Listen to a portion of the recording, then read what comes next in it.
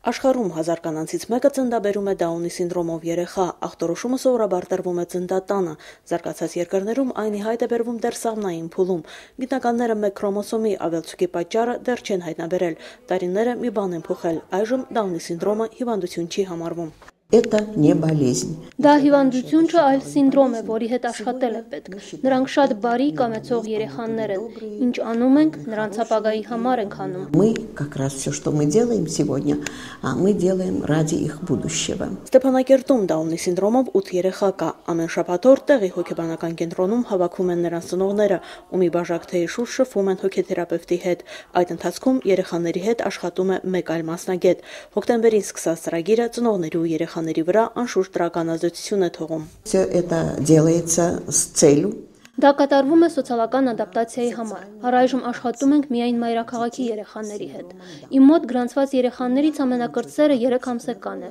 Նրա ծնողների հետ դեռ պիտի աշխատանք տարվի, սակայն դա պիտի արվի միայն նրանց կամքով։ Շատերը չեն ցանկանում տեսնել իրողությունը։ Сначала наша встреча была с родителями. Սկզբում հանդիպել ենք երեխաների հետ, հետո երեխաների ու ծնողների հետ։ Մենք կիրառում ենք խմբային թերապիա, կազմակերպվում է կինոդիտում, զրույցների միջոցով վերհանում ենք թաքնված պրոբլեմը։ Их можно обучить самообслуживанию, домашнему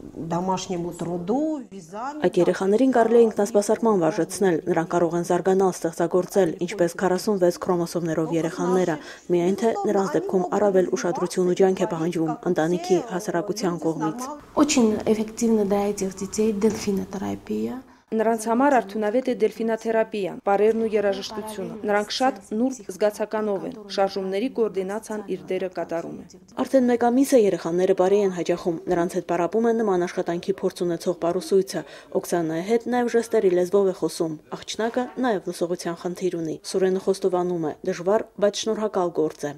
Երեխաները հետ մենք պարային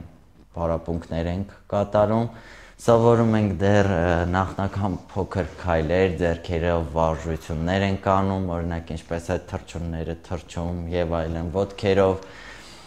երբեմն նաև հարկավոր է լինում, որ պարապմունքի ժամանակ իրենց հետ խաղում ենք, զբաղվում ենք, ասենք նաև ես անում եմ այն, ինչ որ նրանց դուր է գալիս, ինչ որ նրանք ուզում են հենց այդ պահին։ Երեխաներից յուրաքանչյուրը շրջապատված է սիրող մարդկանցով, սակայն ընտանիքից առավել կարևոր է հասարակության ջերմ վերաբերմունքը։ Նրանք աշխարհին են նայում բարի ու պարզ հայացքով, ուրեմն պատասխան հայացքը չպիտի ուշանա։ Մարինե Մկրտչյան, Մերուժան Հայրապետյան, օր։